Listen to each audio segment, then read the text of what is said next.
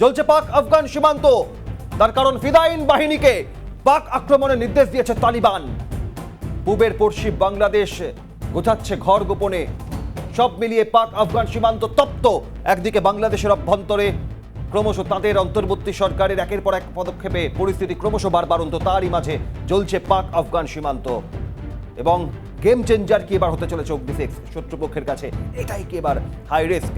2025-এ বাংলাদেশের হাতে আসতে চলেছে ফাইটার জেট সহ অত্যাধুনিক অস্ত্র। পাল্টা পদক্ষেপ ভারতেরও। সামরিক পদক্ষেপ এবার কে নিতে চলেছে ভারত? তার কারণ বারংবার বহু আলাপ আলোচনা বৈঠকের পর এবার জিরো টলারেন্স দেখাবে ভারত। বড়দিনে আজ বড় খবর নিয়ে আপনাদের সামনে চিফ রিপোর্টার সত্যজিৎ মুখোপাধ্যায় রয়েছেন সরাসরি নিউজ রুম থেকে। সত্যজিৎ, লাগাতার মাসের পর মাস, প্রত্যেক সপ্তাহ, প্রত্যেক দিন, 24 ঘন্টা, প্রত্যেকটা মিনিট নজরদারি থেকে শুরু করে বারংবার চেষ্টা যে পরিস্থিতি স্বাভাবিক হোক, কিন্তু বাংলাদেশের এই ইউনূস পরিচালিত অন্তর্বর্তী সরকার তার ভ্রুক্ষেপ করেনি। বারংবার একের পর এক ভুল পদক্ষেপ নিয়েছে। এরই মাঝে একদিকে আরাকান আর্মি মায়ানমার সীমান্ত ছাড়িয়ে যেভাবে দখলের কায়েম করার চেষ্টা, অন্যদিকে আফগান পাক সীমান্ত জ্বলছে। তারই মাঝে অগ্নি-6-এর খবর। সব মিলিয়ে আজ কি জানাবে দর্শকদের?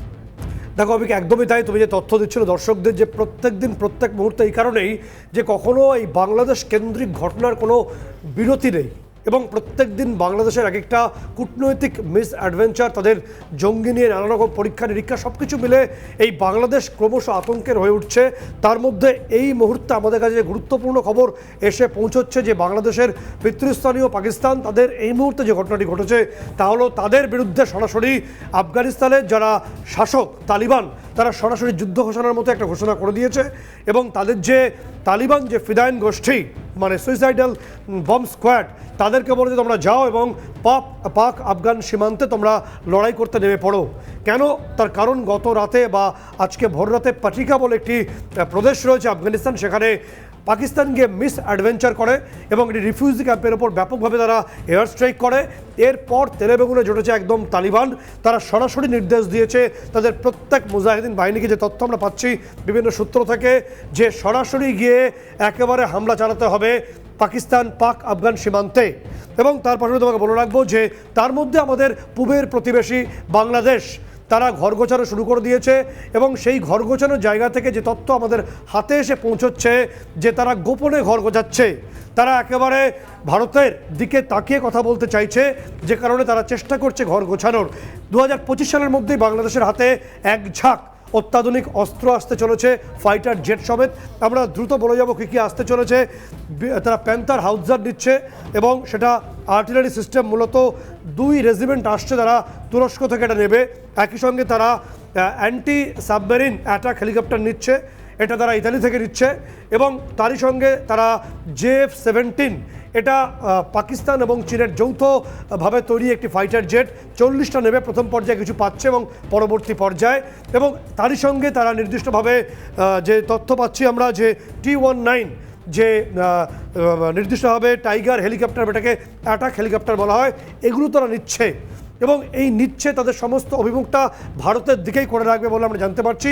25 সালের মধ্যে এই তদারকি সরকার ইউনূসের হাতে এই যাবতীয় এই সরঞ্জাম এসে পৌঁছবে, যুদ্ধাস্ত্র এবং ফাইটার জেটে যে পৌঁছবে। এখান থেকে খুব গুরুত্বপূর্ণ প্রশ্ন আমার মনে হচ্ছে যে বাংলাদেশ এই সামরিক অস্ত্র ইতালি, তুরস্ক বিপুল পরিমাণে অর্থ ব্যয় করে যে নিচ্ছে, তার অভিমুখ ভারতের দিকে থাকবে। কিন্তু গোটা বাংলাদেশের 1,48,460 বর্গ কিলোমিটার আয়তনযুক্ত একটা দেশ, সেই দেশের একদিকে মায়ানমার সীমান্তে আরাকান আর্মি, অন্যদিকে পাক আফগান সীমান্ত জ্বলছে। তাহলে বাংলাদেশ ভারতের অভিমুখে এই সামরিক অস্ত্র অভিমুখে রাখার যে পরিকল্পনা কৌশল নিচ্ছে, কিন্তু বিভিন্ন দিক থেকে এই 1,48,460 বর্গ কিলোমিটার এলাকার বিভিন্ন প্রান্তে তো একটা আশঙ্কার মেঘ ঘনীভূত হচ্ছে। সত্যজিৎ, একদম একদম, কারণ এই বিভিন্ন প্রান্তে আমরা যদি এখন সতর্ক না হই, আমাদের সীমান্ত বাহিনী তারা যদি অতি সতর্ক না থাকে, তাহলে বাংলাদেশের জঙ্গি এবং জঙ্গি নির্ধারিত সেনা 2 ভারতে অনুপ্রবেশের চেষ্টা করবে যে কোনো মুহূর্তে।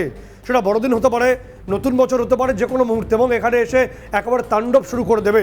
ফলে এর মধ্যে ভারতের যে পাল্টা সামরিক পদক্ষেপ, সেই পদক্ষেপ আমাদের সামনে আসছে এবং সেটা অত্যন্ত এযাবৎকালের সবথেকে বড় পদক্ষেপের কথা আমরা অভিক বলবো দর্শকদের। কারণ যে ছবিটা আমরা পাচ্ছি, যে এই জানুয়ারি মাসের প্রথম সপ্তাহে বাংলাদেশের নতুন বন্ধু পাকিস্তান এবং বাংলাদেশ, এরা মিলে যে নেভি নেভাল, তাদের যে নৌবাহিনীর মহড়া, তা বঙ্গোপসাগরে করার ঘোষণা মোটামুটি করে দিয়েছে এবং কাতারে গিয়ে সেই ঘোষণাও প্রায় হয়েছে।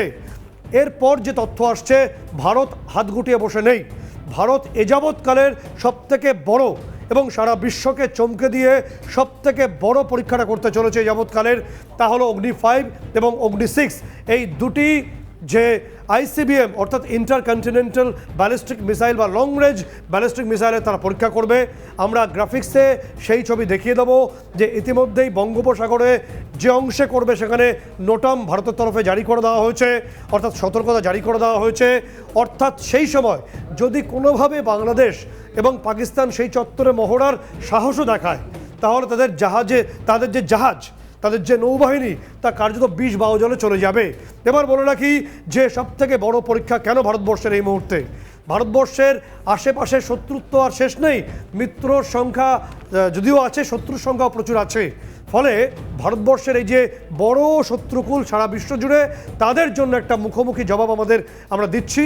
এবং সেটা কি, এই যে নির্দিষ্টভাবে আমাদের অগ্নি 6 এবং অগ্নি 5 এই দুটো হচ্ছে গেম চেঞ্জার। মূলত অগ্নি 6 সেটা গেম চেঞ্জার হতে চলেছে বলে আমরা সূত্র মারফত খবর পাচ্ছি।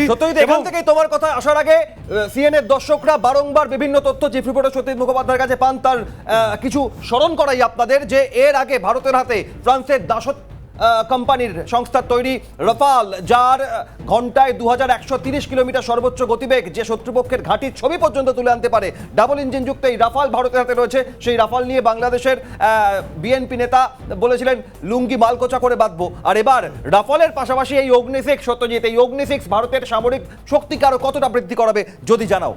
একদম আমরা গ্রাফিক্সে সেই ছবি দেখাবো যে কেন অগ্নি 6 গেম চেঞ্জার হতে চলেছে। এশিয়া তো বটেই, সারা বিশ্বের ক্ষেত্রে, কারণ এই শক্তিটা একমাত্র আমেরিকার হাতে রয়েছে, রাশিয়ার হাতে রয়েছে এবং সাম্প্রতিক সময় চীন হাতে পেয়েছে বোধহয়, এবং ভারত সেই শক্তি অর্জন করে ফেলেছে। তো নির্দিষ্টভাবে আমরা এই শক্তির মাধ্যমে গেম চেঞ্জার হবো। আমরা স্ক্রিনে দেখাবো যে এমআইআরভি সিস্টেম, এই সিস্টেমটাকে বলা হয় multiple independently targetable re-entry vehicle. Multiple independently targetable re-entry vehicle, MIRV সংক্ষেপে। এর অর্থ হলো যে যখন আমরা এই অগ্নি 6-এর পরীক্ষা চালাবো জানুয়ারি মাসের 5 থেকে 7 তারিখের মধ্যে, তখন ওড়িশার এপিজে আব্দুল কালাম আইল্যান্ড থেকে এই ক্ষেপণাস্ত্র যখন উত্থিত হবে বা নিক্ষেপ করব আমরা, প্রথম কথা অগ্নি 6-এর রেঞ্জ হলো 12,000 কিলোমিটার উইথ পেলোড, অর্থাৎ তার মধ্যে যখন বিস্ফোরক ভরে দেওয়া হবে, ওজন দিয়ে দেওয়া হবে, তার 12,000 কিলোমিটার অবধি রেঞ্জ, এবং তারপর উইদাউট পেলোড হবে 14,000 কিলোমিটার। তোমাকে বলে রাখি, দিল্লি থেকে পাকিস্তানের নির্দিষ্ট অংশের দূরত্ব 2000 কিলোমিটার, কলকাতা থেকে ঢাকার দূরত্ব মাত্র সামান্য কিছু কিলোমিটার। ফলে এগুলো তো রয়েছে, পাশাপাশি তোমাকে বলবো যে এই এমআইআরভি শক্তি সম্পন্ন এই ব্যালিস্টিক মিসাইল, এটা যখন আমাদের এপিজে আব্দুল কালাম থেকে আমরা নিক্ষেপ করব, সেটা গিয়ে নির্দিষ্টভাবে ইন্দোনেশিয়া ছাড়িয়ে অস্ট্রেলিয়ার কাছাকাছি ক্রিসমাস আইল্যান্ডের পাশে নির্দিষ্ট টার্গেটে আঘাত হানবে। অর্থাৎ পরিষ্কার করে বললে, ভারতের তৈরি এই অগ্নি 6, যেটা এপিজে আব্দুল কালামের স্বপ্ন ছিল, সেই অগ্নি 6 ভারত মহাসাগরকে কভার করবে, প্রশান্ত মহাসাগরের শেষ প্রান্ত অব্দি যেতে পারবে। অর্থাৎ ভারতের হাতে, এবং এটা নিউক্লিয়ার ওয়ারহেড ক্যারি করতে পারে অগ্নি 6, অগ্নি 5 একই। এবং তোমাকে বলে রাখবো যে এই এমআইআরভি সিস্টেমটা কি, সিস্টেমটা হলো এটা ভারতবর্ষের নিজস্ব প্রযুক্তি, ডিআরডিওর বহুদিনের স্বপ্ন, এবং আজকে সাকার হতে চলেছে। এই সিস্টেমটা হলো যখন আমরা এই নির্দিষ্ট রকেটটিকে আকাশের দিকে ছুটব, এটা একটা নির্দিষ্ট উচ্চতায় পৌঁছে যাওয়ার পর আমরা দেখেছি পুরাণে পঞ্চনাগের কথা বলা হয়, অর্থাৎ তার 5টা মুখ। সেরকমভাবেই এই একটি অগ্নি 6-এর থেকে এমআইআরভি সিস্টেমের মাধ্যমে অন্তত 5টি মিসাইল জন্ম নেবে। অর্থাৎ যদি আমরা কোনো শত্রু দেশের কোনো একটা ক্যাপিটালকে আমরা টার্গেট করি, সেটাকে তো অগ্নি 6 হিট করবেই।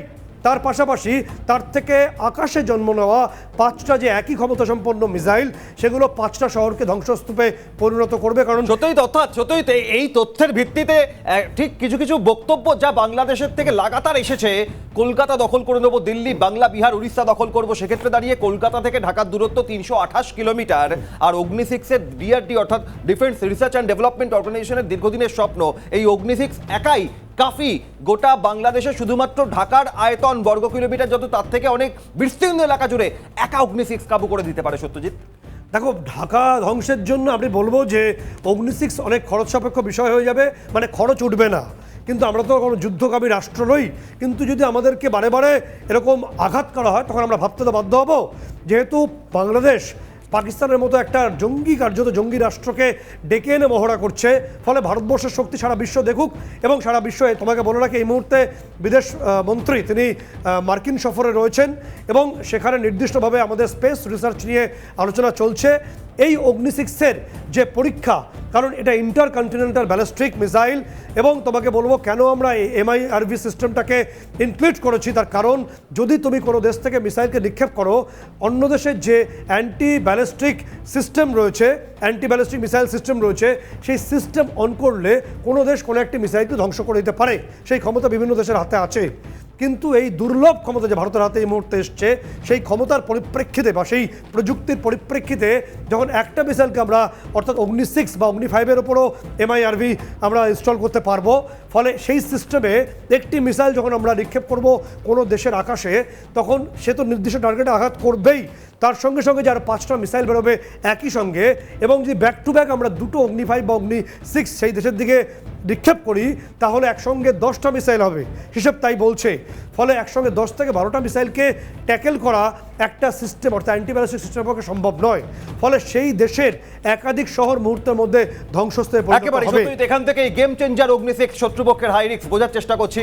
চিফ রিপোর্টার সতীশ মুখোপাধ্যায় রয়েছেন, একই সঙ্গে আমাদের সঙ্গে জিরো আওয়ারে যোগ দিয়েছেন জাতীয় সুরক্ষা ও নিরাপত্তা বিশেষজ্ঞ আর্য ঘোষ।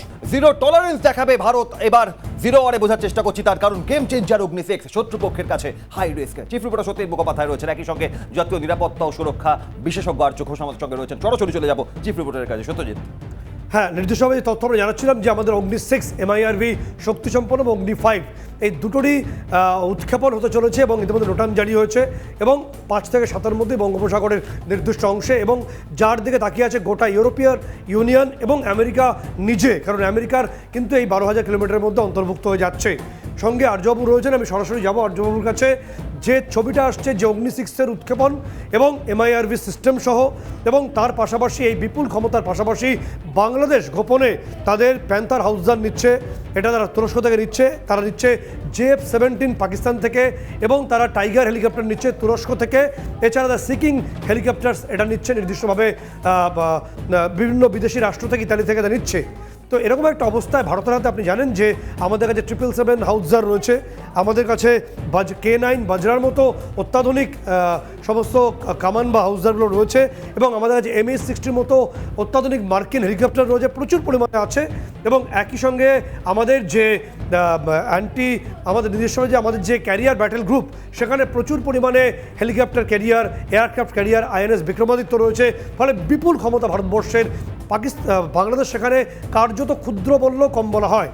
তো আর্যবাবু, গোটা পরিস্থিতি কোন দিকে যাচ্ছে? বা ভারতের এই টেস্ট অগ্নি-6 এবং 5 নোটাম জারি হয়েছে, এবং তার পাশাপাশি ভারতের যে বিপুল সামরিক ক্ষমতা, তার সামনে বাংলাদেশের এই যে কিছু কিছু অস্ত্র কেনা বিভিন্ন দেশ থেকে, কীভাবে এটাকে দেখছেন আপনি?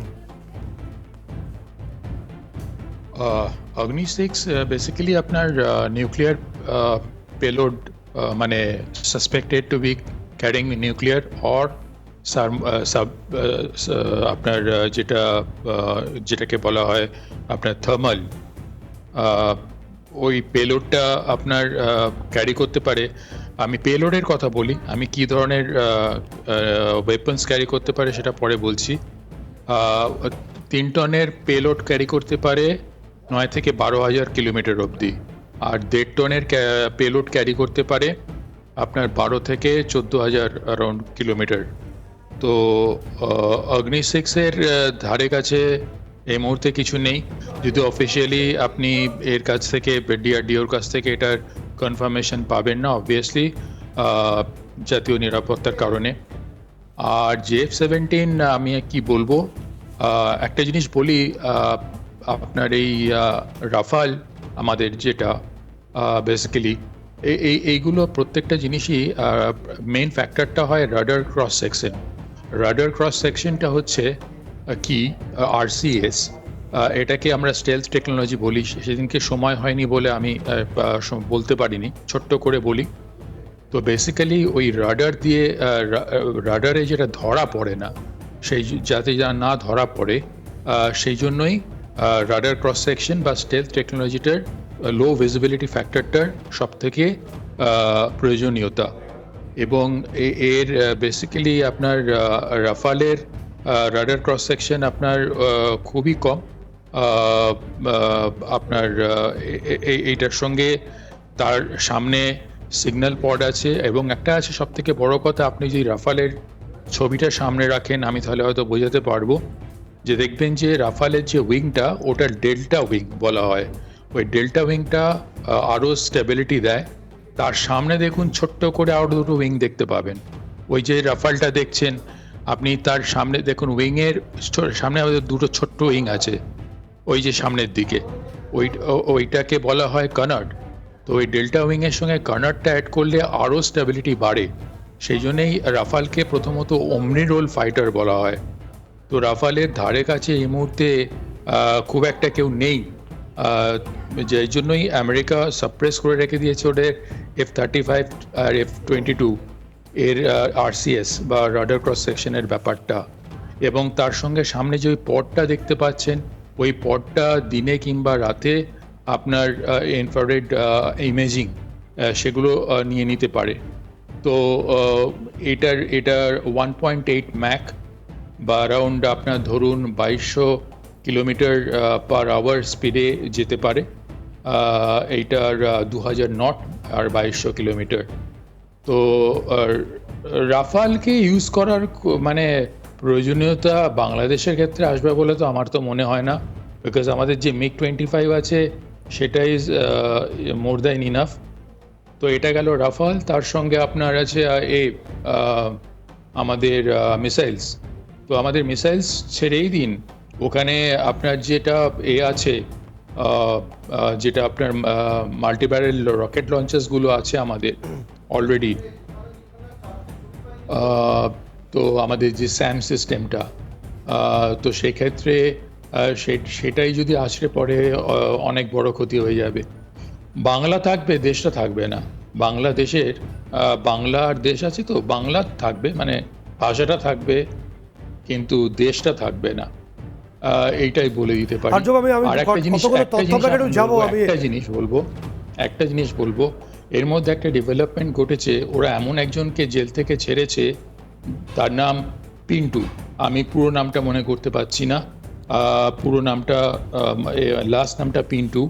তো তার রোলটা কি ছিল, সে আপনার হাসিনা সরকার আসার পর থেকেই সে পিওকেতে আমাদের যত সন্ত্রাসবাদী, আমাদের ভারতের এগেনস্টে যে সন্ত্রাসবাদী গ্রুপ আছে তাদেরকে টাকার যোগান দিত। তো তাকে ছেড়েছে, এইটা মাথায় রাখবে। বলুন। আমরা নির্দিষ্টভাবে পরবর্তী সময়ে এই সন্ত্রাস বাংলাদেশে যে জিহাদি কর্মকাণ্ড নিয়ে আলোচনা তো নিশ্চয়ই আসবো। যে তথ্য আপাতত আপনাকে জানাবো যে T-19 যে টাইগার হেলিকপ্টার তারা চট্টগ্রামের জন্য তারা মোতায়েন করার চেষ্টা করছে, এটা তারা নিচ্ছে। এবং একই সঙ্গে যে তথ্য আসছে যে হেলিকপ্টার ক্যারিয়ার এবং হেলিকপ্টার ক্যারিয়ারটাকে তারা নিচ্ছে এই কারণে যে সেন্ট মার্টিনকে তারা ঘিরতে চাইছে, তারও একটা রাজনৈতিক এবং সামরিক কারণ আছে। এবং নির্দিষ্টভাবে তারা তাদের মেশিন অ্যান্ড টুলস আছে বাংলাদেশে, সেখানে 5th জেনারেশনের যে ট্যাঙ্ক তারা তৈরি করছে। যেহেতু ভারতে তাদের 7th জেনারেশন ট্যাঙ্ক ইতিমধ্যে আমরা আছে, আমাদের নির্দিষ্টভাবে ভিসা আছে, আমাদের টিবি অর্জুন আছে, অনেকগুলো আছে। ঠিক কীভাবে দেখছেন বিষয়টাকে আপনি? সেন্ট মার্টিনস আইল্যান্ড আমি বলেইছিলাম আর বলেও যাব যে সেন্ট মার্টিনস আইল্যান্ড কিন্তু একটা খুব বড় রোল প্লে করবে। তো ওটা একটা স্ট্র্যাটেজিক লোকেশন। আমেরিকা এমনি ওটার দিকে লক্ষ্য রাখেনি, ওদের উদ্দেশ্য ছিল পুরো চায়নাটাকে কন্ট্রোল করা, তো এয়ারবেস করা ওখানে। তো সেন্ট মার্টিনস আইল্যান্ডটা আমি আবার বলছি কলকাতা এফআইআরের সাব এফআইআরের মধ্যে পড়ে।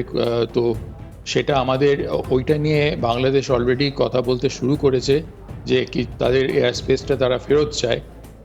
তো আমার মনে হয় ভারতের এক্ষেত্রে কম্প্রোমাইজ করা উচিত নয়, এবং ওই সেন্ট মার্টিনস আইল্যান্ডটা আমাদের লক্ষ্য হওয়া উচিত।